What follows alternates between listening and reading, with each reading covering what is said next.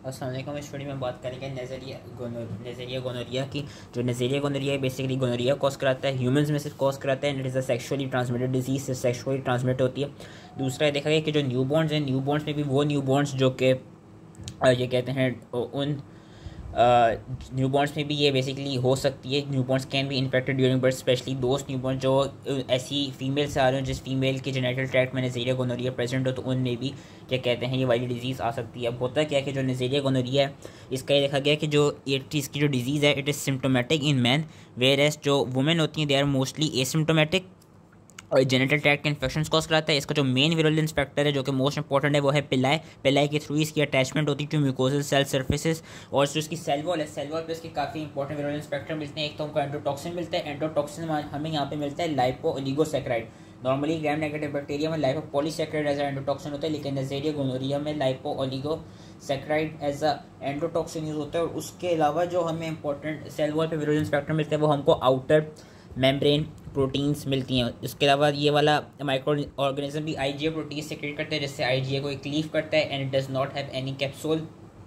इसका ये देखा गया कि जो गोनोकोका है प्राइमरीली जो म्यूकोसा सर्फेसेस हैं पीनस की, यूरिथ्रा की और वेजाइना की, उनको ये कहते हैं इन्फेक्ट करेगा। उनको इन्फेक्ट करने के बाद फिर म्यूकोसा सर्फेसेस से it can enter the blood stream and it can cause disseminated diseases. कौन कौन से इंडिविजुअल ज़्यादा प्रोन होते हैं उन प्रीडिस्पोजिंग इट? एक तो वो इंडिविजुअल्स जिनमें जो लेट कॉम्प्लीमेंट प्रोटीन्स होती हैं C6 से C9 उनकी डेफिशिएंसी हो वो, और उसके अलावा वो फीमेल जो कि मेंस्ट्रुएट कर रही हो या वो फीमेल जो कि प्रेग्नेंट हो, इन इंडिविजुअल्स में नज़रिया गोनोरिया के चांस हायर होते हैं।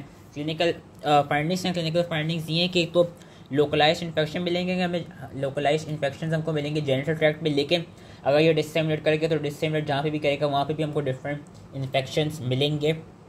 मैन में देखा जाता है कि मैन में यूरेथ्राइटिस कॉज कराता है which is accompanied by dysuria and purulent discharge, और एपिडिडमाइटिस भी हो सकता है। वेरस फीमेल्स में ये क्या कहते हैं एंडोसर्विक्स के लेवल पे इन्फेक्ट करता है और ये पुरुलेंट वेजाइनल डिस्चार्ज कॉज कराता है और इंटरमेंस्ट्रुअल ब्लीडिंग कॉज कराता है। और अगर तो ये असेंड करके ऊपर यूट्राइन ट्यूब के लेवल तक तो वहाँ पे सेल्पेंजाइटिस और पेल्विक इन्फ्लेमेटरी डिजीज कॉज कराएगा which will result in sterility और ectopic pregnancy as a result of scarring of tubes. अगर तो ये डिसेमिनेट कर गया तो जो डिसेमिनेटेड गोनोकोकल इन्फेक्शन हमें मिलेंगे they will be manifest as arthritis, tenosynovitis, pustules in the skin.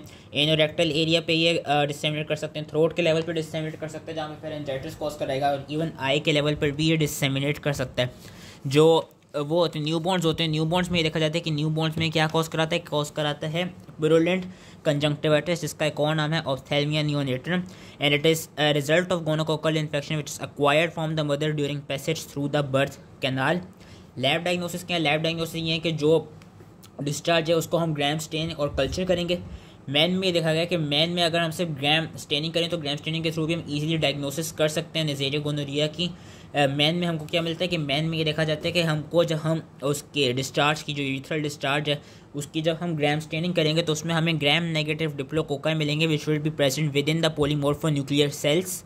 और फीमेल में ये देखा जाता है कि फीमेल में सिर्फ ग्राम स्टेन क्या कहते हैं रिलायबल नहीं होता, ग्राम स्टेन के साथ हमको डिस्चार्ज का कल्चर भी लेना होता है, फिर हम क्या कहते हैं प्रॉपर डायग्नोसिस में पहुंचते हैं। क्योंकि ये देखा गया कि जो फीमेल्स होती हैं, फीमेल्स के जो जेनेटल ट्रैक्ट होते हैं उनके पास नॉर्मल फ्लोरा के माइक्रो ऑर्गेनिज्म भी होते हैं, वहाँ पे लैक्टोबैसिलस स्पीशीज भी प्रेजेंट होती हैं जिसकी वजह से हम सिर्फ ग्राम स्टेनिंग के थ्रू नहीं डिटेक्ट कर सकते नज़रिया गोनोरिया को। और ये चीज़ उन्होंने यहाँ पे बताई हुई कि in women the use of gram stain alone can be difficult to interpret therefore culture should be done. और जो कल्चर्स होंगे, कल्चर हम कहाँ से लेंगे? कल्चर्स हम लेंगे यूरिथ्रा से या सर्विक्स से, और फिर हम क्या कहते हैं उसको कहाँ पे कल्चर करेंगे? स्पेसिमेन हम सॉरी यूरिथ्रा और सर्विक्स से लेंगे और फिर उनको कल्चर किस पे करेंगे? हम उनको कल्चर करेंगे थायर मार्टिन मीडियम में। Thayer Martin medium is a chocolate agar which is containing antibiotics like vancomycin, colistin, trimethoprim, statin. और ये एंटीबायोटिक्स बेसिकली करा क्या रही होती हैं? ये जो नॉर्मल फ्लोरा होता है उसको सप्रेस कर रही होती हैं। तो थायर मार्टिन मीडियम हम यूज़ करेंगे जिस विच इज़ अ चॉकलेट एगार containing antibiotics that suppress the normal flora. और इस पे जो कल्चर होगा, चॉकलेट अगार होगा, उस पर हमको ऑक्सीडेज पॉजिटिव कॉलोनीज मिलेंगी ग्राम नेगेटिव डिप्लोकोकाई की। और एक और चीज़ हम इसको नज़रिया मेनिंजाइटिस से कैसे डिफ्रेंशिएट कर सकते हैं? जो नज़रिया मेनिंजाइटिस है वो माल्टोस को फर्मेंट करते हैं, वेरिस गोनोकोकाई माल्टोस को फर्मेंट नहीं करता है and they both ferment glucose.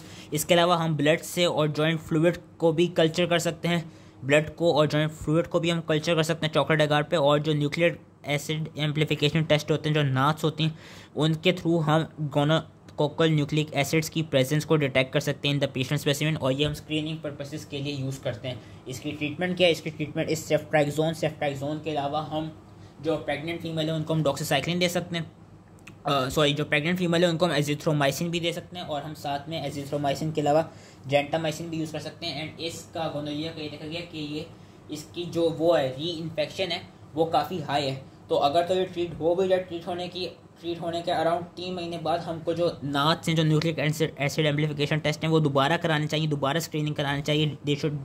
Patient should be retested after 3 months, क्योंकि इससे जो इन्फेक्शन डेट्स हैं वो काफ़ी हाई हैं।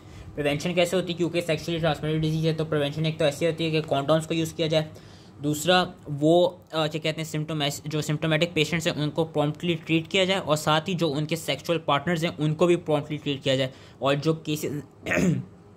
जो केसेस आए गोनोरिया के उनको हम जो पब्लिक हेल्थ डिपार्टमेंट से उनको रिपोर्ट किया जाए। जो न्यूबॉर्न्स में हम कैसे प्रिवेंट कर सकते हैं? आइदर यूजिंग एरिथ्रोमाइसिन ऑइंटमेंट और by using silver nitrate drops, and this is how we can prevent the purulent conjunctivitis in newborns. So that was all related to Neisseria gonorrhoeae. I hope easily समझ में आ गया।